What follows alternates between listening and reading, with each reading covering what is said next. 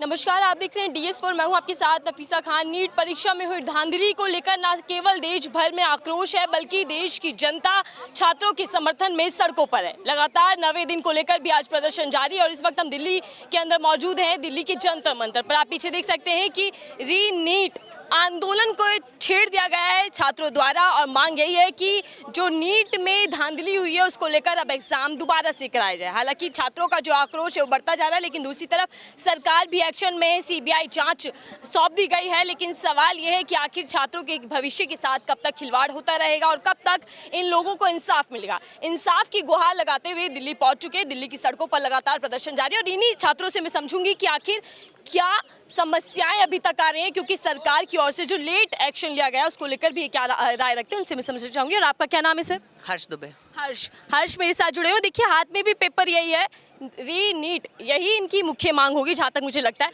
शुरुआत में आपसे ये करना चाहूँगी, जब नीट मामले में धांधली की जो खबरें सामने आई, जो आपको लगा कि कुछ गड़बड़ है, क्या कुछ मन में आया? तब कैसे लगा कि आखिर इतने बड़े लेवल पर कैसे धांधली हो सकती है? पहले तो हमें लगा हाँ शायद इतना रैंक बढ़ सकता है, लेकिन फिर धीमे धीमे पता चला कि नहीं, रैंक इतना बढ़ना पॉसिबल नहीं है, क्योंकि लगभग 25-30 हज़ार रैंक बढ़ी एकदम से, तो इतना नहीं बढ़ना चाहिए। हाँ 2-3 हज़ार चलता है, 5 हज़ार 10 हज़ार तक चलो ठीक है चलता है, लेकिन एकदम से 20 से 25 हज़ार रैंक एकदम से बढ़ जाना ये तो पॉसिबिलिटी नॉर्मली तो नहीं है। फिर धीमे धीमे पता चला कि कुछ जगह पेपर लीक भी हुआ है। पेपर लीक हुआ था ये पहले से प्रूफ हो चुका था, लेकिन इतने मास लेवल पे हुआ इस चीज़ का प्रूफ नहीं था, क्योंकि अपन लोगों को नहीं पता था कि इतने लोगों को मिल गया पेपर। अगर हमें पेपर मिला है तो हमने कितने लोगों को बताया ये तो हम नहीं जान सकते हैं ना।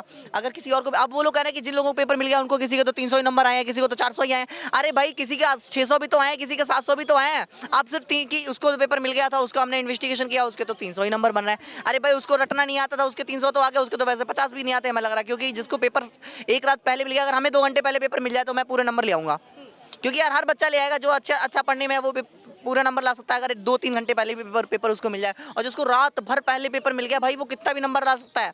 अब जिसके तो आप देख रहे हैं कि उसको पेपर तो मिल गया तो उसके तो 350 गया, वो तो बिल्कुल ही गोबर था, उसको क्या ही कहना है भाई। उसे अगर रात भर पहले पेपर मिल गया तब भी 300 ही नंबर ला पा रहा है तो मैं क्या कर सकता हूँ। लेकिन उसने और लोगों को दे दिया हो, ये भी तो हो सकता है। उसने 30 लाख में खरीदा, उसने सोचा मैं भी चलो आगे बिजनेस कर लेता हूँ, उसने भी 15 लोगों को 30-30 में बेच दिया, उसने सोचा चलो अपना बिजनेस ही बढ़ जाएगा, कुछ नहीं है। मैं आगे चर्चा करूं जो मौजूदा स्थिति चल रही है उससे पहले मैं आपसे समझ रहा हूं, क्योंकि आप सभी छात्रों, जब आप तैयारियां कर रहे थे नीट परीक्षा को लेकर, लगातार आपने मेहनत की होगी, और जब पता चला कि पेपर लीक हो गया, आपकी जो साल भर की मेहनत है वो पूरी जाया हो गई, क्या कुछ मन में चला? भाई तभी NTA मतलब नीट को लेके हम लोगों को लगता था कि पेपर इसमें लीक नहीं होता होगा। अब तक तो यही लगता था, लेकिन अब लगने लग गया कि नहीं, अब होता भी है। पहले तो हमें लगता था कि हाँ फिजिक्स केमिस्ट्री और बायो अगर पढ़ेंगे तो अपना नीट में हो जाना है, क्योंकि अगर अच्छे से पढ़ लिया तो इतना ही करना होता है। लेकिन अब पता चल रहा है कि भाई पेपर मतलब बैक फेस भी इसका है, कि मतलब पीछे से भी एंट्रियाँ होती हैं। तो इस चीज़ें को अगर पता चलेगा स्टूडेंट्स को तो उसका मतलब थोड़ा सा मोरल डाउन होगा, वो अपने पूरी एफिशिएंसी दिखा नहीं पाएगा, क्योंकि उसे लगेगा कि शायद मैं मेहनत कर भी ले जाऊँ तो भी शायद ना हो पाए मेरा।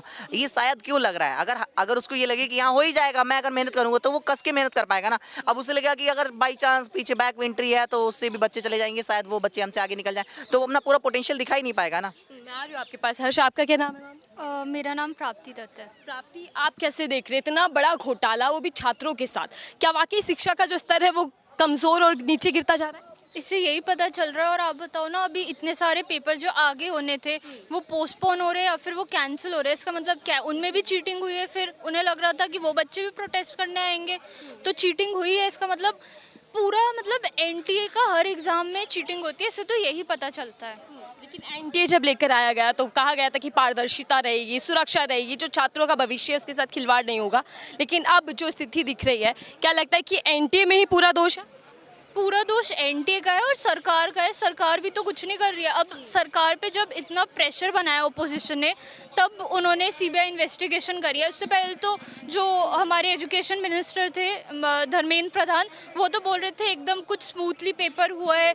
1-2 सेंटर पे मतलब जब NTA ने 5 मई को शाम में अपना प्रेस रिलीज़ किया था, उसमें उन्होंने बोला था कि एक सेंटर है, मेरे को सेंटर का नाम याद नहीं है, वहाँ पे, हाँ माधीपुर में, वहाँ पे थोड़ा सा हुआ है। उसके अलावा सारी जगह पेपर स्मूथली हुआ है।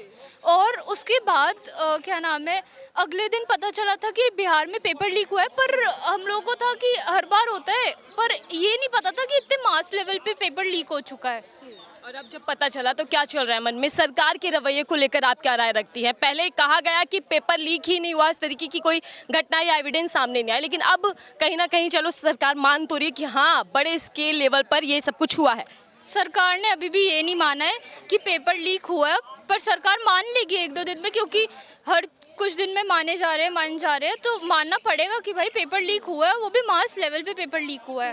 सीबीआई को जांच सौंप दी गई है, ये एक्शन लेने में टाइम लगा, इसको लेकर भी क्या आक्रोश है? कितने संतुष्ट हैं आप लोग सरकार की इस कार्रवाई से? हाँ, थोड़ा सा, बिल्कुल थोड़ा सा, क्योंकि आपको इस काम को पहले ही कर देना चाहिए था। आप इसको कर सकते थे तो आपने पहले क्यों नहीं किया? क्योंकि आप बहुत सारे प्रूफ जो हैं जिन्होंने चोरी करी है इस मामले में वो तो मिटा दिए होंगे ना, तो आप ढूंढने भी जाओगे तो मिलेंगे ही नहीं, क्योंकि अगर तुरंत ही एक्शन होता तो उनको पता ही नहीं चलता कि हाँ हमारे ऊपर एक्शन भी हो सकता है।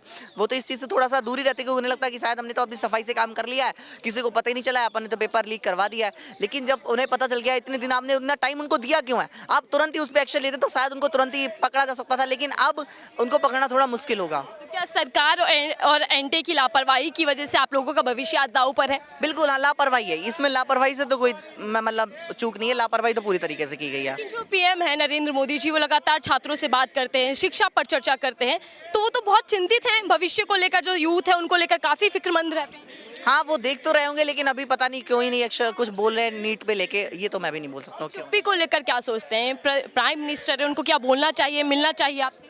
हाँ, मिलना चाहिए ऐसा तो कह सकते हैं, लेकिन मेरे मन में कोई उनके विरुद्ध में धारणा नहीं है। बाय द वे, मैं विरुद्ध की बात नहीं कर रही, वो लगातार छात्रों से मिलते हैं, परीक्षा पर चर्चा करते हैं। अब जब आप सड़कों पर हैं तो क्या आपकी मांग है, आप चाहते हैं कि प्राइम मिनिस्टर भी आपसे मिले और कुछ मुंह खोलें, कुछ बोलें उस पर? मैम बोलना तो चाहिए, क्योंकि मैम आज तक जितने भी कोई भी नई यूनिवर्सिटी स्टार्ट होती है सबसे पहले प्राइम मिनिस्टर जी का नाम आता है कि उन्होंने उद्घाटन किया, उनके राज में ये यूनिवर्सिटी बनी। बट मैम आज 24 लाख स्टूडेंट का भविष्य दांव पर है, इस चीज़ पर उनकी चुप्पी क्यों है? ये हमें पूछना चाहिए उनसे कि वो चुप क्यों है इस चीज़ पर। अपने नालंदा यूनिवर्सिटी के 2-3 दिन पहले न्यूज़ में पूरी खबर चली है, वो उस चीज़ पर बहुत बोले हैं, लेकिन हमारे लिए कौन बोल रहा है? हमारे लिए तो नहीं बोल रहे वो, तो उन्हें बोलना चाहिए। हम चाहेंगे कि वो स्टूडेंट्स की बात को सुने और इन चीज़ों को देखें, इन पर ध्यान दें। लेकिन शिक्षा मंत्री एक्शन ले रहे हैं, सीबीआई जांच सौंप दी गई है, वो कह रहे हैं कि गिरफ्तारियां लगातार हो रही है और शिक्षा जो छात्र हैं उनके भविष्य के साथ खिलवाड़ नहीं होने देंगे। मैम ये कहना स्पष्ट नहीं है कि भविष्य छात्रों के भविष्य के साथ खिलवाड़ होगा या नहीं होगा। मैम हर साल ये चीज़ें चलती हैं, पेपर लीक होना, लेकिन मैम वो बहुत स्मॉल लेवल पर होती थी, लेकिन इस बार इतने बड़े लेवल पर कर दिया कि पूरे इतने सारे बच्चों को भविष्य दांव पर। और मैम सबसे मेन चीज़, जो स्टूडेंट्स बड़े हैं, एनटीए कहता है एग्ज़ाम ईजी था, बच्चे बड़े हैं। मैम अगर ये सब चीज़ें हैं तो बच्चे हर लेवल पर बढ़ने चाहिए।